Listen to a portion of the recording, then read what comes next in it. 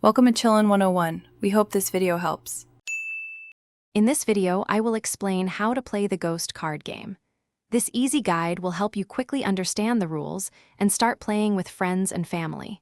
The main goal is to be the first player to get rid of all your cards by forming specific combinations.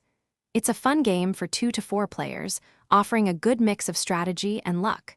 Let's dive into the setup. To begin, you'll need one standard deck of 52 playing cards. Shuffle the deck thoroughly, then deal 7 cards face down to each player. After dealing, place the remaining cards in the center of the playing area to form the draw pile. Finally, turn the top card of the draw pile face up next to it. This card starts your discard pile. You are now ready to play. On your turn, you have 2 main actions. First, you must draw one card, either from the top of the face-down draw pile or the top of the face-up discard pile. After drawing, you must then discard one card from your hand onto the discard pile. The goal is to collect sets of 3 or more cards of the same rank, like 3 sevens or 4 queens. You can lay down these completed sets during your turn. The game concludes when one player successfully lays down all of their cards, becoming the winner of that round.